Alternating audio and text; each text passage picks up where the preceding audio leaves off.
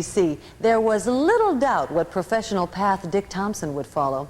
You see, both his grandfather and father were prominent area dentists. Automobiles were not a focal point in the Thompson household, but his father did have a casual interest in sports cars. Oftentimes I've heard of Dick Thompson referred to as a flying dentist. Well, it turns out that Dick Thompson really was a doctor. He was a dentist from Washington, D.C., and because he was so fast, he was really nicknamed the flying dentist, and I think it's pretty appropriate.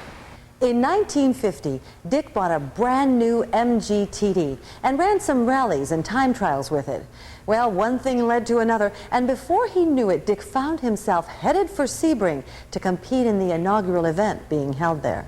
The fact that he had not driven even 1 inch in a real race apparently didn't concern him.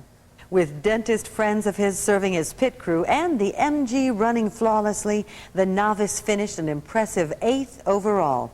It was at Sebring in 1956 that Thompson was introduced to John Fitch.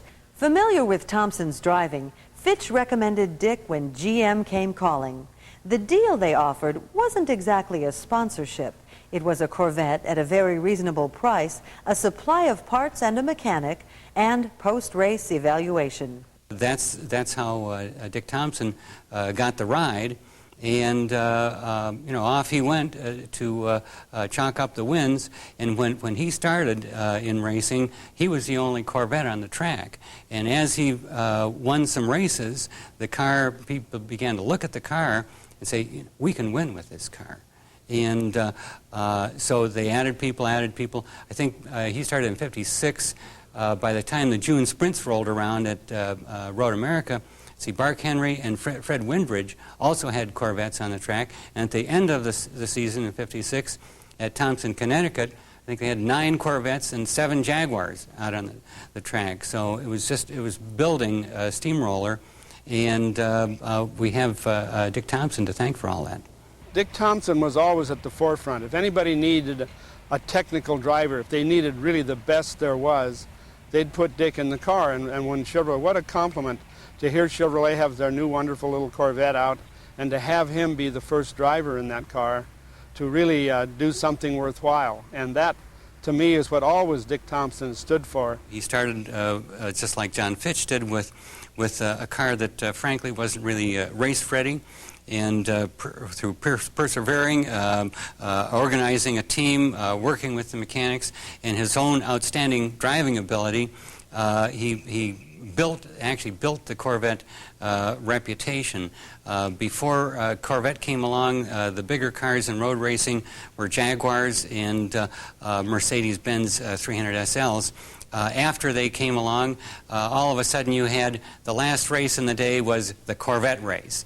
And it's the thing that separates American from European racing. You don't get the big displacement V8s, and they're wonderful. They're full of enthusiasm, they're fast as heck, and they're just a wonderful addition to the racing scene. Through his partnership, Dick was able to win his 4th national championship in only his 5th racing season.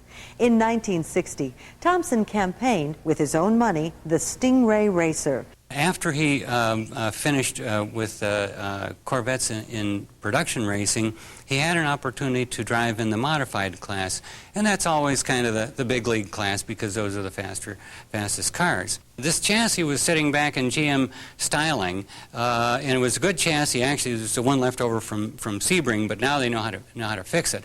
So Bill Mitchell put a magnesium body on it and had a tube frame. It was a pretty light car.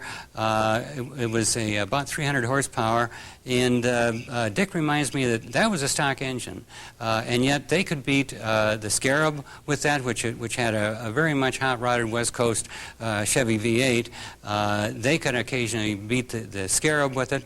So Thompson went, race to race, finished well, had a lot of wins, and wound up the season with a class win in C Modified.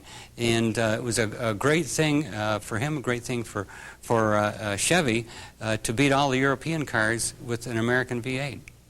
Also in 1960, he joined the Briggs Cunningham team at Le Mans for the Corvette's debut. He and co-driver Fred Windridge posted speeds of 151 miles per hour on the Mulsanne and completed 207 laps before retiring because of mechanical problems. Our careers paralleled very closely at many times, but in general, he was really a talent. He was in the forefront of all this excitement. And we were kind of on the West Coast, California hot rodders that were struggling along and doing our thing. And to be able to get together with him at a point was really exciting to me. That was really one of the high points of my career. During the 60s, then, he continued to race sports cars for production sports cars for Corvette. He raced for Gulf Oil. Grady Davis at Gulf Oil had a wonderful team. He was terrifically well prepared and really dominated big bore production racing.